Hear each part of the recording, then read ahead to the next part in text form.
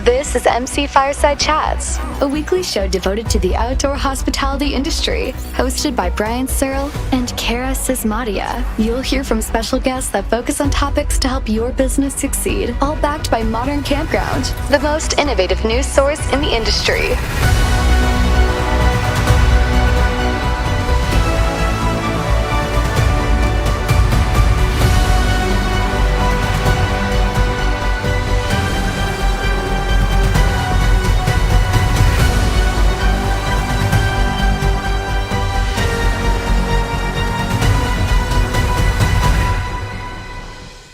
Welcome, everybody, to another episode of MC Fireside Chats. My name is Brian Searl with Insider Perks, here again, as always, with Cara Csizmadia from the Canadian Camping and RV Council. It's a super interesting day. It's getting cold in Canada, and the wind is blowing and gusting, and I've got a projector screen over here that's probably going to blow over and kill me during the middle of the show, so Cara is prepared to take over in case that happens. But in the meantime, just another exciting week full of awesome things that hopefully result in less technical difficulties than last week did. So super excited to be here with you again on our regular monthly focused campground owner show, talking about those kinds of things. And if you are watching and you're a campground owner and love to be on these shows and kind of share your opinion, we are always looking for, I think, maybe one or two other people to join us as a regular guest if you'd like to share your thoughts and opinions and maybe help the industry and things like that. But for now, we do have Mike Harrison here from CRR Lifestyle. As always, he's got about 30 minutes to talk with us today. So thank him for joining us. We've got Joe from At My Community, special guest Mike Sorensen from Wild Energy, who's got all kinds of cool things that he's going to share with us about ways that campgrounds can benefit from utilizing electricity, metering it, doing all those kinds of things. And my projector screen literally just blew over backwards while I'm watching it, but hasn't killed me in the front end yet. So anyway, so let's have Mike introduce himself, because he is our special guest. Mike, you want to tell us a little about Wild Energy? And obviously we'll go into detail about your service and things like that, but just a brief introduction of who you are. Yeah, of course. Mike Sorensen. I founded Wild Energy, which is, it started off as electric metering, and we're moving into some of the other utilities. And I came to the industry from the other side of the fence, where I was a camper and camped at lots of different campgrounds. And it perplexed me why I was paying the same price to camp as, the big buses and the small tents and, one size fits all type pricing. And, I would back in my big RV, plug in and say, this is amazing. I get all this free power. And that's kind of where the idea came from, to help the owners recover the cost of providing power, kind of make it more fair for people who are camping, pay for what you use. And we spent quite a while developing hardware and software, and we've been out in the market now 2 years and thousands of sites across the country, and love doing it. I love being in the industry, and it's fun to get out to all the campgrounds and see what's going on. Wow, sorry. It's literally going to blow over if I jump up anyway. I can't take it down as a projector screen. But anyway, Mike, good to have you. So sorry for the distractions. I didn't plan on any of this happening when we started the show, but it's always something interesting week to week, isn't it, Cara? Probably should have done the show inside like you. But anyway, so yeah, I'm really excited to talk to you, Mike, about some of your products and how they can benefit the industry and change things and stuff like that. So looking forward to that. Mike, what's new in your world, since we've only got 30 minutes with you? And I'm going to go try to weight this thing down while you talk. What's new in our world? We're, monitoring the RV business, which looks continue to be healthy, right? The mix continues to change a little bit with more long-term annual seasonal snowbirdie type stuff and maybe a little bit less transient. So the ADR swings a little bit. And then in the manufactured home neighborhood world, which isn't exactly this, we're monitoring, maybe 20 seconds ago, just got the news alert that the Fed raised rates by another 75 basis points. Yucky. We knew it was coming. We thought it was October, but that's a third one. So it's 2.25 points in the last 2 months or so, which is considerable, which affects not just the MH industry, but clearly, obviously, every industry, discretionary spend and financing and whatever that looks like. So I feel like the last 3 months, every time I'm on this call, I feel a bit doom and gloomy, Brian. That's not intended to be, but certainly. As business owners and operators, clearly we have to live our life based on, understanding what's coming. RV industry continues to remain healthy, but how do we adjust to trends and those kinds of things? Well, and I How think do you it's just, foresee like, it? such an extreme swing, right? We went this really crazy kind of exponential growth, and then suddenly having to change back the other way, I think is can be challenging for operators. And Cara, in Canada, does it? I mean, I don't know, but is it the same type of financial condition? Are you experiencing inflation, and how does the Canadian government work with, how they drive financing, and what is the situation like in Canada? Yeah, very similar. We have the Bank of Canada, actually, same thing. Just yesterday, we had another rate increase. So we are seeing some dynamic here. Inflation is crazy. It's creating an interesting political landscape here as well. I think it's definitely impacting, like you said, the shorter-term transient stay bookings. We absolutely have been hearing from campgrounds across the country, from members of the association, that booking numbers, while not necessarily they are down, they are happening in less duration in terms of how far out they're booking. So people are booking less far in advance. I think that's directly related to kind of everyone kind of towing the line and waiting to see what's happening financially in this country, and how that will impact their own wallets and their own pocketbooks and their ability to vacation and plan and all of those things. I think there's some sense of where's this going to go in the next several months. We certainly are having a broader impacts in terms of membership as well. I think, we're seeing things like some of our energy providers in some of our provinces are shifting pricing and things like that. And so that's having some significant impacts on some of our parks that, maybe had great power pricing and now aren't able to access that competitive level of rate. And so that's obviously impacting bottom line, which is tough when we're entering into slower off-season here at this time of the year. Most of our parks, the vast majority, are getting ready to close here in the next few weeks for the winter, but a lot of their expenses persist through those closed months. And so, being able to plan and sustain expenses when you don't really know what they're going to be is a stressful endeavor, I think. So yeah, the inflation stuff is a big hurdle right now, and I agree. I think everyone's kind of just watching and trying to be as adaptable as usual. Yeah, I think normally I use my bling necklace if I'm talking about revenue generation, but I think it's appropriate. Where's You my want one? bling necklace? I also have one that lights up. And then normally during budget season, I use the magic 8-ball, right? So we can say, will the Fed Where raise are you? rates? Will the Fed raise rates again, in the next month?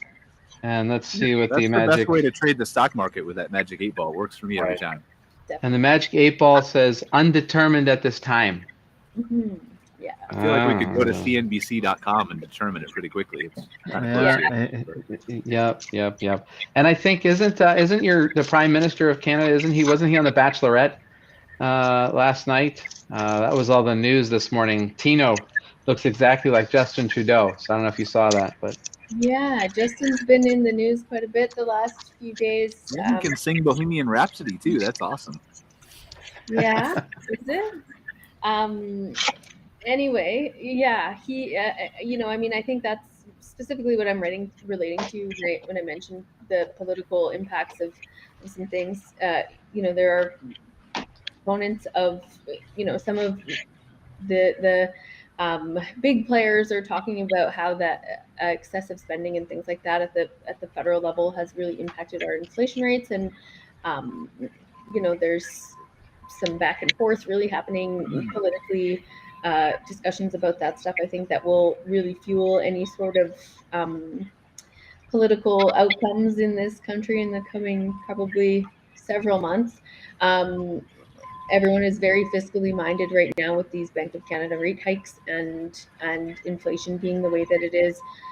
Cost of living is way up, and that absolutely will impact our industry like all the others.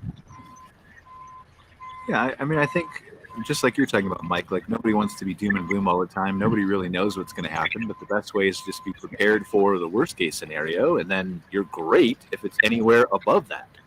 Well, and I think there's strategic ways to pivot and strategize. You know, if you're considering as a campground owner that maybe you're going to have less shorter term visitors, maybe you kind of re-strategize some of your longer term pricing and get more competitive on some things, or up some service offerings and things like that. I think we can be considering that guests may travel shorter distance, may prefer to travel shorter distance. Maybe you strategize some of your advertising plans so that you're doing more domestic, closer to home strategy stuff. We've got a couple of parks here in Alberta that are actually offering, stay close to home rates. So they're offering discounts to people who live within, 100 kilometers of their park or whatever. So, I think there's ways to get creative and still people will still camp. Just their behavior around it, I think, will shift with these changes. Well, yeah, The for real sure. question, I think the real question is, will I throw Cara off with another pop culture and Bachelorette reference? I think that's the more important. And it says, without a doubt.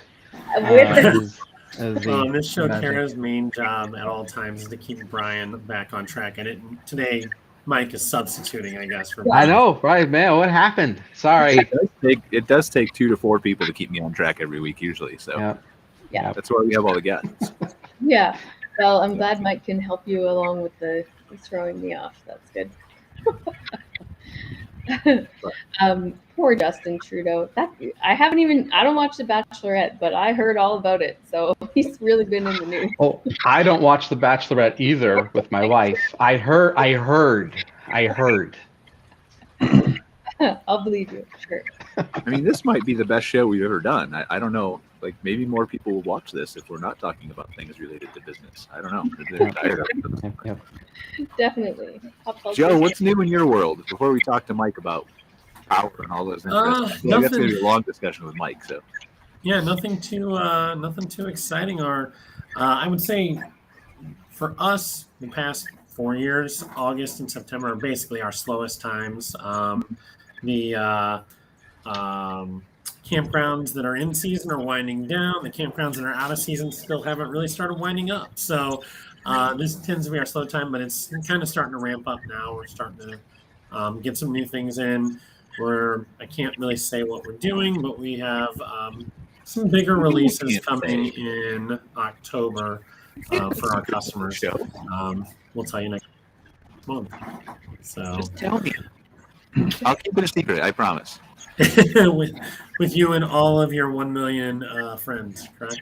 I think Rose already posted it online, so she might have. She might have. Rose gets to decide these timelines. She will always scoop Brian. Yeah, that's perfect. I'm glad. Joe, are you guys going to shows and stuff this fall? Yeah, so for sure we're going to be at the glamping show coming up. We will be at Arvik. We are not going to be, incognito trade show busters like Brian. And we'll be going to New York for sure, COE, and we're looking into Pennsylvania. Oh, and definitely we're going to CampX in Ontario. Amazing. You make it sound like a bad thing, Joe. Like, I'm not an incognito trade show, but I was invited to the glamping show. I'm going to the glamping show. We're going to do awesome things down there. KOA invited me. Arvik hasn't got back to me yet, but we're going to go to their expo. We're going to pay for the expo pass.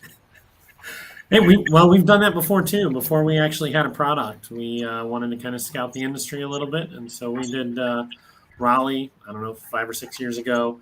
Rose and I came as expo only, and it was, I mean, even not going to the sessions, you get a lot of insight into what's going on. So it was still worthwhile. And so, yeah, trade show season is upon us and very busy.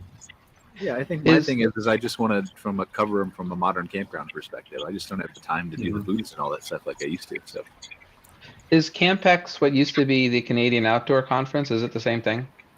No, Campex No. is Ontario's show specifically to that province. Canada's national show will not be until the new year, and is likely looking to be entirely virtual still nationally. So, some hurdles, of some of that still for sure. Mike, it's basically their state show for Ontario. So it's the Ontario Private Campground Owners Association, I believe. Yeah, they are now called Camping in Ontario. But used to be OPCA. They have a really robust membership base. And it's a really well put together conference. Lots of people go. I was there for a couple years before the pandemic, so yeah, I would encourage you to go if you have the opportunity. Yeah, it's a great event. I've heard. I was planning on going to the Canadian Outdoor one, but if it's virtual, then I can't do that. Yeah, travel is quite expensive to get to your computer, Mike. I understand. Yeah. Inflation's hurting us all. Right. Yeah. Right. Yeah, for now, there's still some limitations on us nationally, which are dictating some of those choices. But we look forward to the future and an in-person event nationally. I can't wait for that. Yeah, for sure. Good things take time to build, right? So we'd rather take our time, or you guys would rather take your time and put some on that's fantastic instead of just kind of good, right? Yeah. So, well, and we do have a couple of the provinces, like Camping in Ontario, BC Lodging and Campgrounds Association has an event next month. So some of our provinces are doing some really cool stuff. And certainly we would never want to overshadow or steal any thunder on those fronts too. So we're very supportive of those events.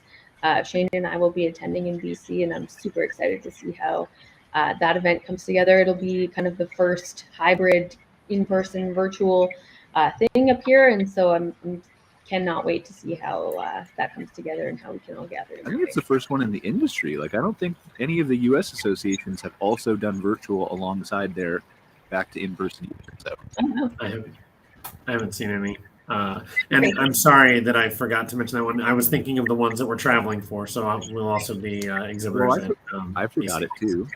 So I'm the MC of the conference. I'm planning. Yeah. So.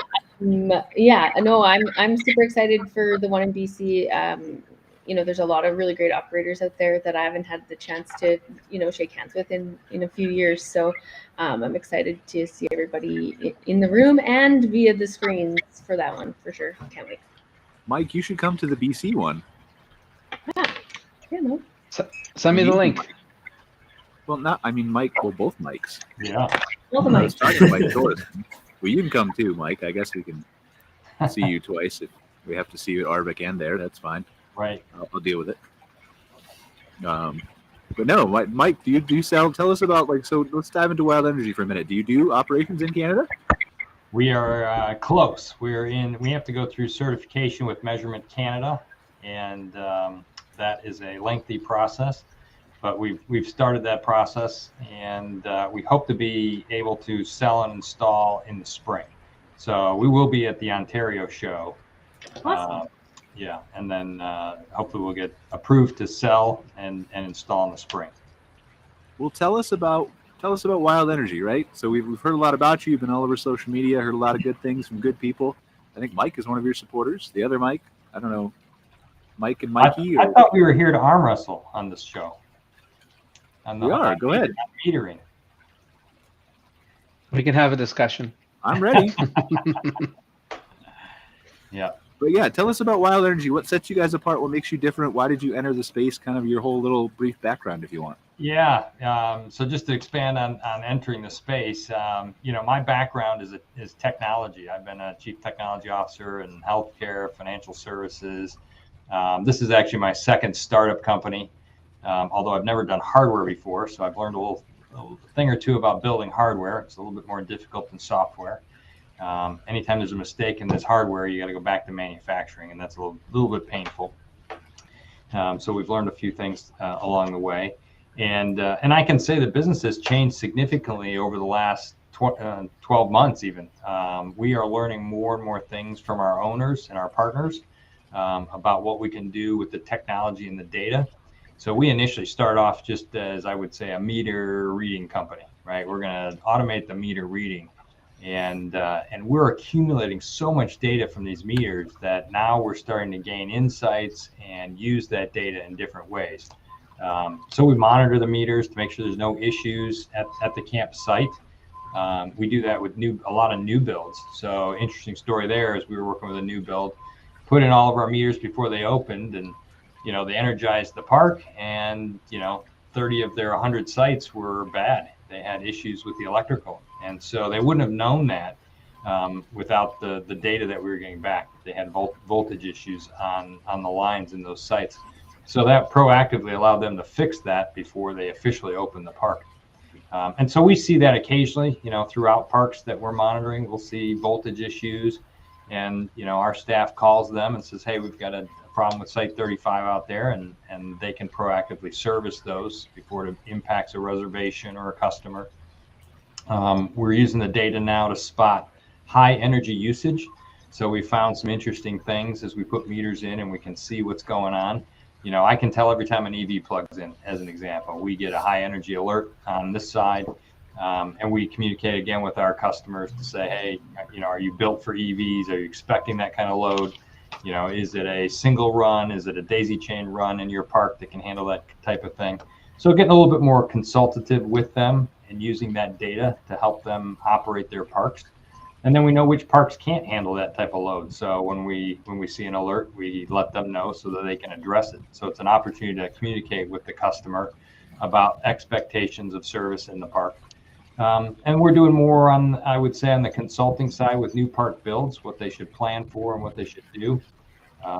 We work with a company called Electrical Works, which is also based here in Florida, but they're licensed in like 13, 15 states. So they've been a great partner and resource to us on design, build, and so we trade data and they trade designs, kind of secrets on what they do when they build parks. So all that to say that our technology has continued to change, and we keep investing in it. Portals and interfaces and integrations with the PMS systems out there so that we can do billing better and communicate with the customer better on what their usage is. So a lot of changes in the last 12 months for sure. So I am curious, one thing you touched on, and obviously there's a lot you touch on that we want to follow up with. I'm sure Cara has questions. Mike can talk to, some different things. Or Mikey, whatever we're calling it. But Mike Sorensen, Mike S., you mentioned that the electrical voltage issues that you were helping to uncover, how common are these at parks? Like, can they be traced back to the contractor you choose, just kind of not building up to standard, or do they recur based on wear and tear, or? Yeah, a lot of different factors there. So the number of campsites that you have strung together can affect your voltage. The load, when you have a high load on all these sites, that drops voltage. And then to your point, wear and tear, if the cable in the ground was put in as direct burial cable, it's not as protected. So if you've got re-landscape something, or if somebody put a Wi-Fi pole in, a lot of times you can nick those cables, and now you get groundwater getting into them. And so over time, you start seeing degradation of one of the legs of service out to the campsite. So a number of different reasons, and it does pop up. We've probably seen it at 5% of our customers. Every year we see something different. It pops up.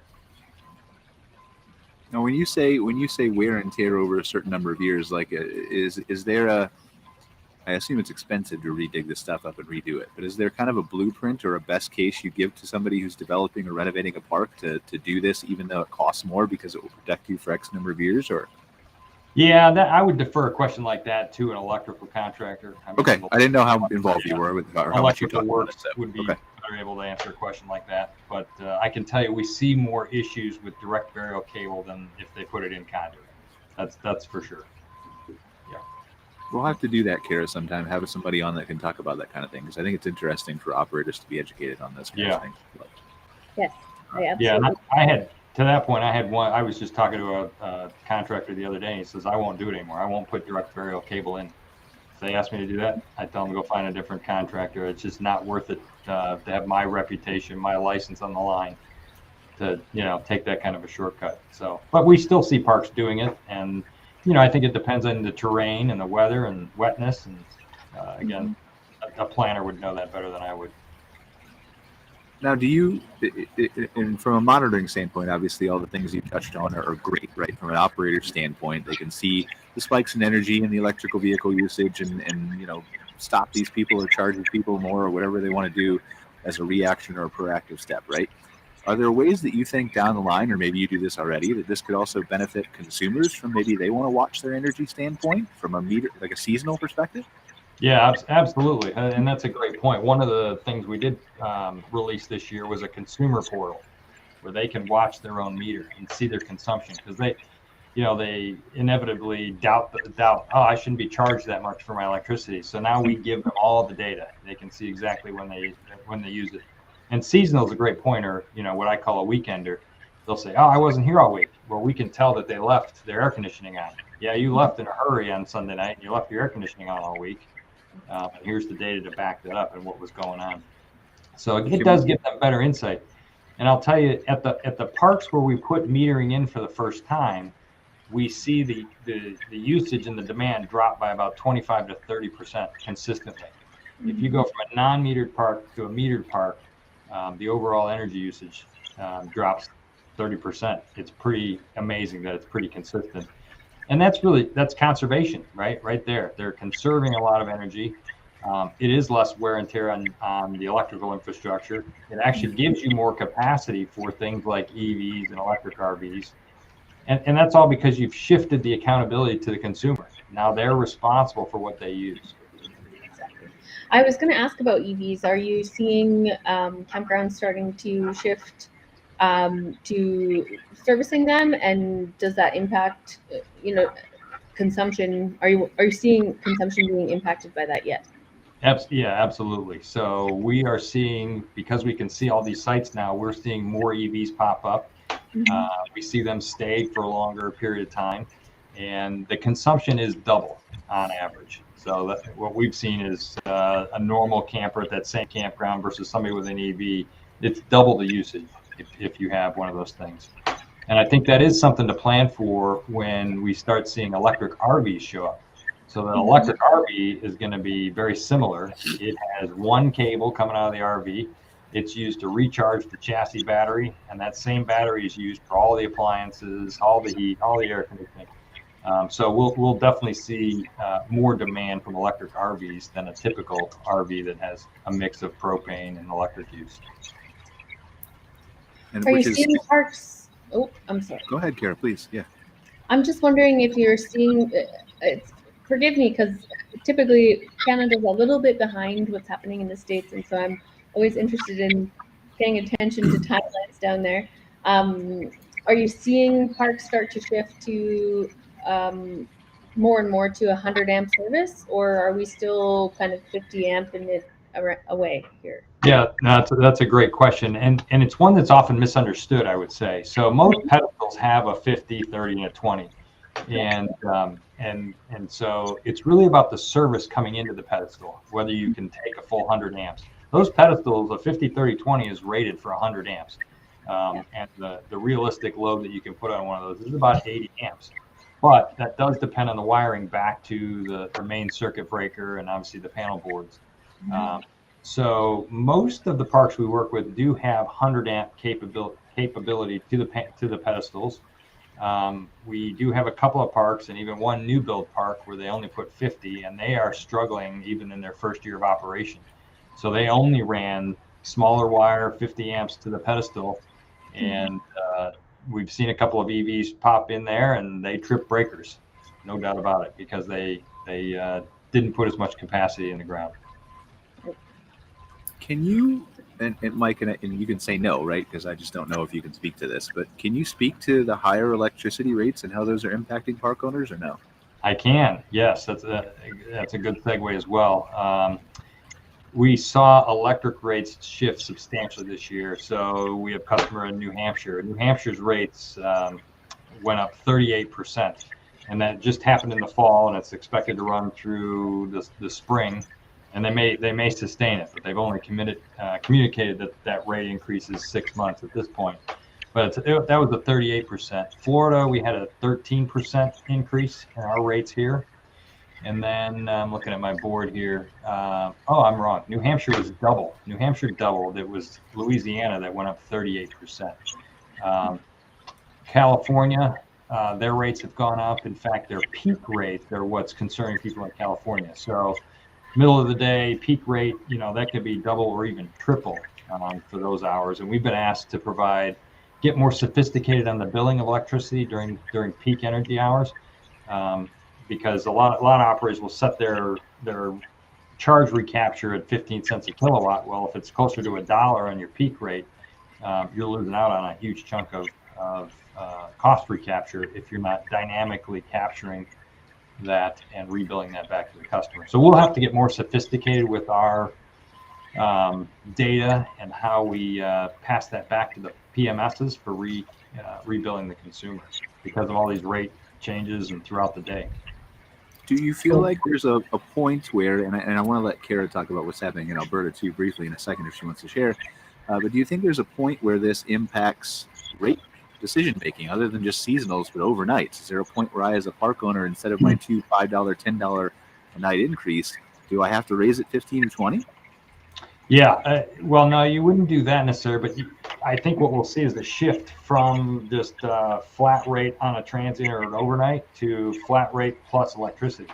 So they'll break that component out. Otherwise, you're just eating into your profit margin. When energy's up, you made less profit. If the consumer came with an EV, you made less profit, or maybe you even lost because they chewed up so much energy. So we are seeing that that electricity is now being charged on shorter and shorter stays. People are moving from monthly to 10 days or longer. And we have some parks along the interstate that are looking to do daily charge recapture on electricity. But so my question is how do you offset that in the mind of the consumer, right? Because I agree with you that there needs to be a way for these parks to somehow offset this, right? Especially with these dramatic increases we're seeing in states and in provinces and really everywhere in the world, natural gas and everything else. But how do you offset that from a marketing perspective? Because these consumers are not and have almost never been expected to pay this on an overnight daily rate before.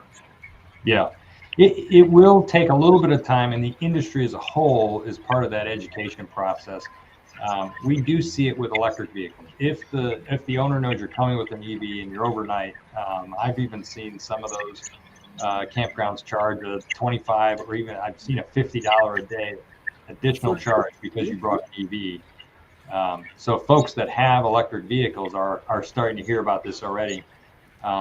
From Wild Energy, we're actually going to put time and energy into helping our customers with that marketing effort.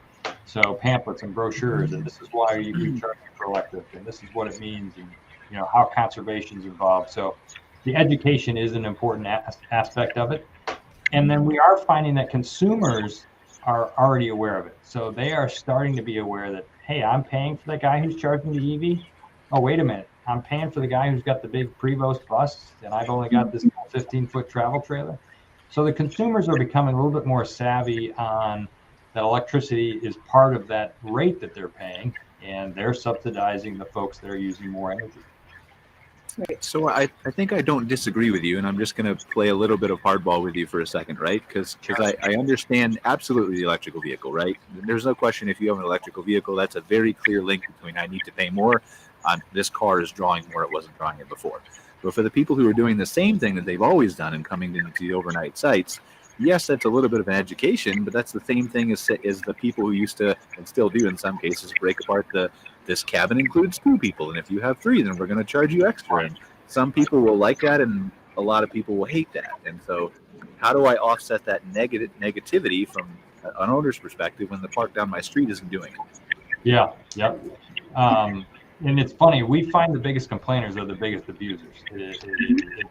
They go hand in hand. So when we start putting meters and charging seasonals even, it's the guy with the big 5th wheel that has the 3 air conditioners that keeps his door open all day and has it set to 62. He's the one that's complaining the loudest about his bill. So you're absolutely right that there are going to be complainers out there. The analogy is you don't give everybody free firewood. You don't let them come into your camp store to pick out candy bars every day. They're only $1. So it is changing the mindset of the consumer that you don't get things for free that you're consuming or using. And yeah, and I'm not saying I'm playing devil's advocate, right? I'm not saying I'm against what you're doing or for it. I don't know enough about it. I'm just simply saying I think there's a difference between a candy bar that's always cost and firewood that's always cost versus they've got something for free and now all of a sudden you're going to charge for it. Yeah. I think it's valuable to try to help the consumer understand that it's never been free. I know. Yeah. There are some barriers to this on the other end where I know lots of jurisdictions limit the ability to resell power. And so, a lot of campgrounds have avoided going there because of that, because of the concern about, getting in trouble for power resale. There's a lot of gray area. I think regulation isn't clear oftentimes about the fact that it's typically actually you can't resell power for a profit. That's right. And so that part kind of gets missed. So I think broadly it's an education component. I do think, given that we're seeing this massive kind of societal expectation to shift your energy consumption behavior on a societal overall level, I think consumers are more receptive to learning about shifting their behavior because we're seeing it in this societal way. If it was just our industry, just the campers, just the right, then I think it would be a bigger hurdle. But given that in an overall, almost global level, we have this expectation to start shifting the way we consume and perceive our energy use, and be more responsible about it. And I really think that is kind of the catalyst for shifting perspective at the consumer level. Yeah, we're certainly benefiting from that, as you mentioned, Cara, the awareness of the energy grid and the cost of energy and the shift to electric vehicles. It is in the forefront of every new. You can't go to a news channel or a news story without seeing something energy related, and so the consumer is into it whether you like it or not at this point. Mm-hmm. Right. Well, most of it comes down to messaging, right? So it just depends on the messaging and the type of clientele you have. If you're in certain areas, the messaging around it is going to be the conservation aspect. Mm-hmm. If you're in other areas, it might be, the EV aspect. And in other areas, it might be, hey, most of our campers don't use that much electricity, but they're subsidizing the other campers and messaging it in a way that, smooths over the majority of your detractors. You're always going to have some. And like Mike said, sometimes those are going to be the worst offenders. They're also driving a couple $1 million rigs. Right.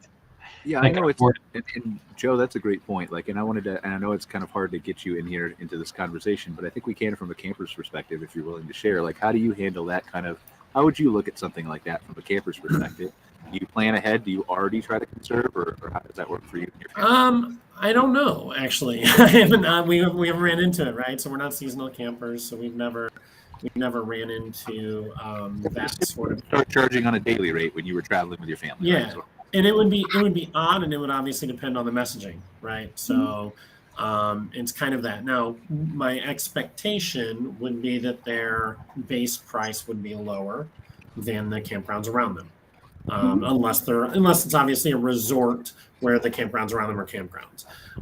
But my expectation would be that their base price would be a little bit lower, and then then you're paying for the electricity, separate. And so to us, I think we would be okay with it. I'm not 100% positive. Again, it depends on the messaging.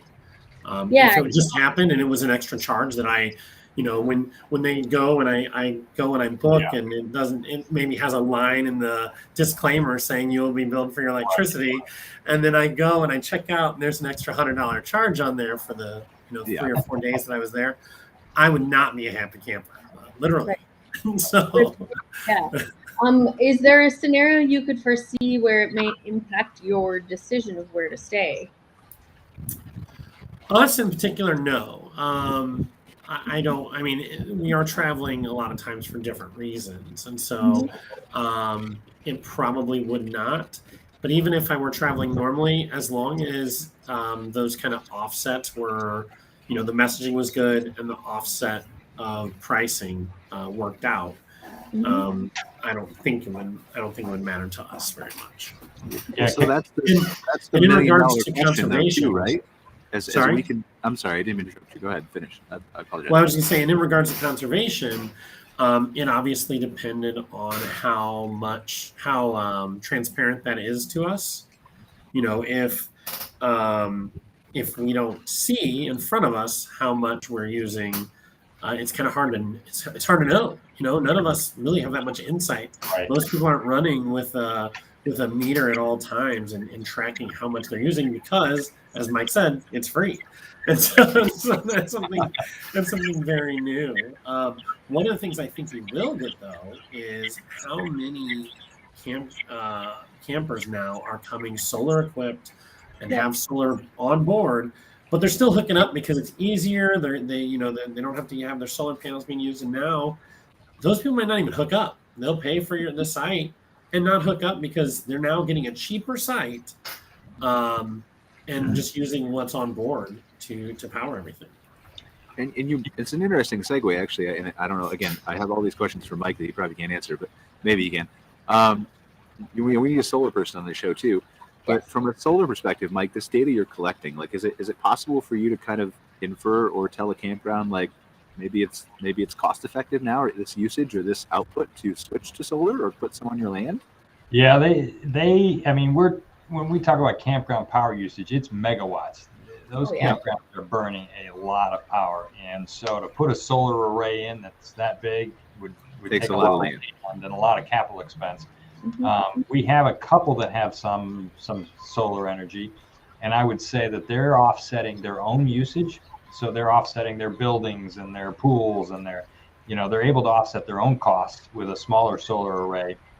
But to build one big enough to power a campground, you'd need a big field and a lot of equipment. Yeah, absolutely. I'd be interested to hear, given that Mike and Joe are both on the call, how your two businesses could integrate. Do you foresee an opportunity potentially where something like At My Community in one of the parks could integrate Wild Energy's consumer dashboard in their app or something like that? I've got two ideas, but they're not good. So you guys go first. Yeah, I'll let Joe speak to that first. Yeah, so actually, Mike and I have talked about it a little bit. The way they have Mike has a website where already that people can go and put in their meter number and get it. And so, I mean, the easy and simple thing is putting it in front of them, right? So for customers that we would share, they would have without us doing any extra work right now, they would have an easy way to go and here's the site, here's the instructions on how you go and put the number in, where you find that number on the meter base. And then you can see it, and then it'll stay with you, and you can see it throughout your stay. But we also talked about some other ways we might be able to leverage that in terms of making it easier. Scan your meter base or do integrate with some PMS systems. I'm not positive that we would be able to know, but if we can know from their site number, infer their meter base, and then from their meter base connect directly to Mike and just show it in real time. That's what we would like to do, but it is going to require communication between us, PMS systems, and Mike. And so it's a little more complex and just what's available in those PMS systems, because the meter base numbers are typically going to be custom fields in those PMS systems, and so it's whether or not those would even put it out via API for us to get that information. Right. But that's an interesting. Go ahead, Cara. No, I was just going to say, I know for me as a former operator, like I would love to see that kind of integration and automation in my tools. No question. Yeah, because I think that's the ultimate answer, like you're talking about, is putting it in front of them, right? Is making it seamless so you can open up your app and here's your stay details, and here's your meter number, but your current energy usage that maybe you can monitor throughout your stay. Right. And I think that convenience would allow people to bring more awareness to it. And I think that the majority of people would probably, adjust their power consumption based on that. Whether they're being charged for it or not is a whole different story. I think there's going to be a lot of people who would do it just based on knowing it. And then more people, obviously, if you're charging for daily or overnight rates as well. So.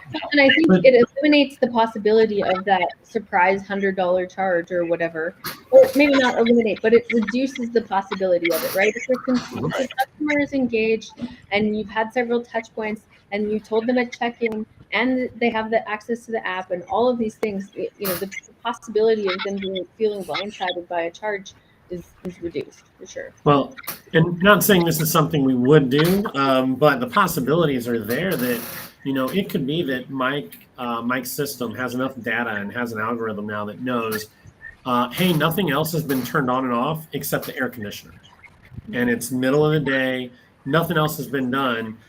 You could send a notification out to those people saying, hey, you're not there tomorrow. If you're doing the same thing, turn off your AC or move your AC up to save money throughout the day. Because when you're camping, you spend half the time or more away from the RV. Unless you have animals, that AC just runs. Now, you can't turn it off if you're in Florida in the middle of summer because if you have any chocolate in your rig, it's not going to be chocolate anymore. But you could at least turn things up or do something else to conserve. And again, it's one of those things that right now, it's not in the forefront of my mind. It would be if I was paying those rates. Yeah, and you guys are touching on an important point that we hope to do with either one of the PMSs or Joe or somebody is more communication to the end consumer, right? So we do have data about the average in the park, or hey, it's going to be a hot day today. These are things you could do to conserve. So giving the consumer the option to sign up for those types of alerts or hear those types of messages or know when they're over the average. I think the communication through an app or through another means is an important thing that we'll look to do in the future. Absolutely. And this brings me to my bad ideas, which we really need a lawyer on the show for. But I feel like communication, number one, I agree with you, right? Before I get to this ridiculous stuff. But I think the communication is right? Like again, we've talked about making the consumer aware, and they'll probably do a better job and do that. But you could have a consumer ranking system, right? Right. Like, I want to save the earth to I want everyone to die in global warming. Right. And you could just rank the consumer based on their energy usage during their stay. You could send them push notifications that are automated, right? So if they leave their AC on and it's hot out, you could send a push notification that's automated that says, listen, I know it's hot out, but really? Like, come on. You could guilt trip them through push notifications, Joe, all those kinds of things. Why not? Make everybody. How much do you want to burn? Well, they can be good push notifications, right? Like, send them a push notification for thanks for turning off your air just to save the ferry or something. I don't know. Yeah. Like, whatever. You win the conservation award. Here's your gift. Yeah. Yes, that's not a bad idea. Or you get a free ice cream cone. Like, legit, this is a terrible idea. But the reward system is not that bad for saving energy. Right. You can reward them with things from your store or free stays or discounts or whatever you want. Absolutely. For conserving energy. So even my terrible ideas eventually lead to something. See, I would sponsor that. Sometimes. Sponsor it, Mike. Do it. Most of the time not. My other terrible idea is they just need to work off, like, if you can't resell power, and maybe this is probably not legal and you should not listen to anything I'm saying, could you just could you put the bikes in your fitness room that generate electricity and force your campers to work off their bill? Yeah. And then profit that way? Yeah, that's right in the. Sorry, John, you've got 30 more minutes. Pedal faster if you want to go to the pool. It closes. Bad idea. It sounds legit. Sounds legit. I'm just saying, it wouldn't be reselling electricity. It's a profit center. This is what I'm here for. Yeah. Profit center is a whole new ballgame. Yeah. No, I love all of this. I really think, this really speaks to, as I say all the time, the ingenuity of our industry and how great things are happening with all of our automations and things like that. I remember in my day when we first installed meters at our sites and having to walk around with a clipboard and note down meter numbers and things like that. So, times have really for sure changed, and that's great to see. I think, Brian and I think we get in trouble sometimes for talking about automation too much, but it's a really valuable way to enhance efficiency and all of those things. I applaud both of you gentlemen. Well, all three of you actually, for all of the work you do on that front. I'll give Brian some credit too. But yeah, right. Some of the ideas are all right. But yeah, I'm super excited to see stuff like this continue to happen. I really think the energy conversation is just, I mean, obviously it's everywhere right now. It's top of mind for everybody. And, we're having, like I mentioned earlier, some issues in some of the provinces with providers and pricing and things like that. Can you expand on that? Because I've been meaning to ask you. I just haven't had a chance to work it in yet. Well, I mean, vaguely or however you need to, right? But I think it's an issue that could happen in any state. Yes. Right. So we have had some issues with some previous association buying group access to some vendors kind of come apart because of the way the market has been in recent months. And so we're in a situation where several members are suddenly facing a pretty significant rate hike because they were covered under this really valuable member program prior, and now suddenly, as of not long term now, won't be anymore, and are facing the prospect of paying retail, and that has significant implications for their bottom line. I think that's something that's kind of a barrier to understanding for some consumers as well, is things like that happening at a small business level have significant implications, specifically for our seasonal parks who charge flat rate for the season, and typically, charge that price in April or whatever, and then, by the time September or October comes around, their expenses could be a completely different ball game, and certainly that's a risk factor that an operator has to, bear when making business decisions, but sometimes it can be extravagant. We have some members suddenly having to recalculate seasonal rates for next year because of the direct implications of their power pricing changing so quickly and unexpectedly. Right after, some of them have done recent rate hikes in the prior couple of years, and so now you're hiking rates again, and so you risk those consumer upset things we were talking about earlier. It does have implications across the board for consumers as well, I think, and that in this environment where inflation is big and we're kind of all watching our pocketbooks, could have an impact on the industry as a whole, and the number of campers we have heading out and all of those things. So we want to stay on top of issues like this and pay attention to kind of what's happening. And I really think it does make a big case for the metering conversation. My suggestion for sure to those couple of parks that have been facing this issue recently is to install meters and start, sharing that information with their guests. I think campers typically, like was mentioned earlier, don't really notice or aren't cognitively aware of how much their consumption is. And so giving them that tangible data is so super valuable. I think even if you're just sharing it with them for information purposes, but certainly is valuable to the operator to be tracking and charging back for those expenses, and ultimately motivating the consumer to change their behavior in a positive way for everybody. Well, that's what I was going to say when you were talking too, is even if you don't take action right away to meter overnight sites, if you can figure out a way to monitor it and give that to the customer as a line item, or even a push notification on Joe's app that says you saved X amount of dollars that you otherwise would have spent on electricity. And then just getting that into the mind. And if enough campgrounds do that, then I think that helps shift the mindset before there's action taken too. Right. Yeah. Yeah. I think all these are great ideas. I'd love to see campgrounds continue to innovate like this, and it definitely will have an impact on the market for sure. Yeah, Cara, you brought up a good point, which is when you try to factor electricity into your rates, and you've sold the spot and you've already locked in that rate, have you locked in next year's electrical increases? Probably not, right? No. So you might get burned by that, and it's hard to forecast what the rates are going to be.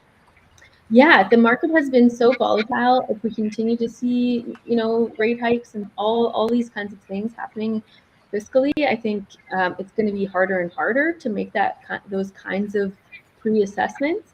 And so shifting to a model like this is probably valuable, long term, so that it kind of becomes almost a non-issue. Like Joe said, maybe your seasonal rate is a bit lower, but your variable expenses that are being impacted by consumer behavior are covered on the bottom line side. One thing I had, Mike, is kind of switching gears a little bit, is what does a retrofit look like for you? Like, what is it, just changing out meter bases, or is there more to it for the campground owner? It's pretty simple. If you already have meters and to Cara's point, you're done with the clipboard and you want to get the data and make billing easier, it is simply pull out the old meter, plug in the new meter. It's pretty damn simple. The campgrounds that don't have meters, it's a little bit more complicated. You have to rewire the pedestal a little bit. But while that's more work, the return on that investment is ridiculously short. So, what's ridiculously short? It can be 4 or 5 months, depending on your rates and how much energy you're recovering. Mm-hmm. Yeah, it's the quickest you've ever seen somebody do it. 4 months. It's a new record for you to break, Mike. Next time we talk, it's got to be 3.5. California, we have some options, some things in California that might break that record. Yikes, you got a week. Yeah, no rush. It is interesting though. Like, and I think you're right that the industry maybe ends up moving in this direction, and maybe it's a good thing given the power fluctuations and things like that. But I think it's all going to depend on a lot of timing and marketing and effort, and I think it's also going to depend on when you decide to deploy this. Like we've talked a lot on this show and at the beginning of the show about how inflation is hitting consumers, right? And if you're going camping and you're still budgeting that in, and you can choose between a park that's going to meter your electricity and one that isn't, it's going to be tough for a little bit. I'm just saying, for parks to decide to implement this. Is it impossible? No. But I would make the adverse argument, Brian, is if I'm going to reduce my flat rate camp here, if I'm currently charging $65 a night to stay, and instead I'm going to charge $55 plus power, now the consumer has the ability to alter their behavior to save some money. And I agree with you if that offset is in place. Absolutely. I'm not saying I have the answer. I'm just talking through the options, right? Right, exactly, and me too. I think we can see this from multiple angles, and as an operator, do you prioritize that ability to impact consumer behavior, or at least give them more control over what their expense is, or just recoup your costs, which will be up to individuals as they go, and may take some trial and error stuff. But I think for me as a camper, I love the idea of being able to, I'll pay the flat rate and I'll pay extra because I got to bring, all my teenage kids' friends with me when I go. And I'll pay extra if we use too much power. But if not, I'm happy to get a lower rate. But the question is do all campground, as you as the campground owner, would you automatically lower your rate if you had no other competition in the area and no one was competing, and you could still charge $65 a night and charge electricity? Right. Would you automatically lower it? I don't think most campgrounds would. There are many variables to this kind of. I know. So we've got 1 minute and 20 seconds to talk through them all. So shut up and listen to me. It depends entirely on, in my opinion, on your customer base, your business model. Are you typically longer term stay? It also depends on the level of amenities you offer. There are a variety of things happening in that decision, and I think every operator out there is aware of that. They will have to make their decisions. I'm just saying, for me as a camper, if I'm concerned about my energy consumption or about pinching my pennies, I might choose the campground who gives me a lower rate and then power on a metered basis, so that I can. Those are priorities for me as a consumer, and that's a choice I'm going to make. Not all of us campers are going to choose or prioritize those same choices, right? Right, of course not. Yeah. So I think campgrounds will have the ability to, like I always say, there's room for many of us in the market. The market will always dictate, but I really think it's a great way to strategize going forward in the way the environment is right now with both energy and inflation, cost of living things, variables for sure. Awesome. Any final thoughts, gentlemen? We're running out of time here. Joe, Mike? Nothing here.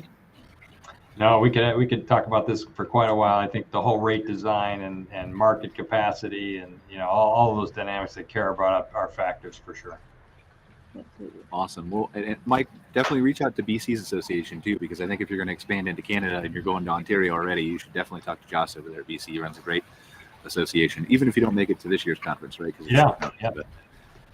So thank you everybody for joining us. I really appreciate you being here for another episode of MC Fireside Chats. I think it was a great discussion. I think, as Mike said, like we can have more shows on this, and we need to involve the solar guy and a power guy and things like that, and kind of close the loop on all this. I mean, there's really endless education we could do in the industry. But Cara, anything you want to say before we sign off? No, I've flapped my gums enough today. No, I like your valuable insight is always missed here in between my non-valuable insight. So it balances the show out. So thank you guys. I really appreciate it. Next week, we've got our RV industry focus show. Hopefully we'll have a few people on there that can talk about the RV industry they've been missing over the last few weeks and during the summer for all the commitments that they've had. And I think we're going to have a fitness guy on to talk about the electric bikes, maybe generating power if we can find somebody to do that. Can't wait. If not, then we'll just have the RV industry people. But thank you guys. We'll see you next week. Take care. Thank you. All right, thanks. Bye-bye. Thanks for watching this episode of MC Fireside Chats, hosted by Brian Searl and Cara Csizmadia. Have a suggestion for a future show or want to see your campground or company as part of an episode? Email us at hello@moderncampground.com. Join us next week for another episode. And don't miss the latest outdoor hospitality news and commentary from around the world at moderncampground.com.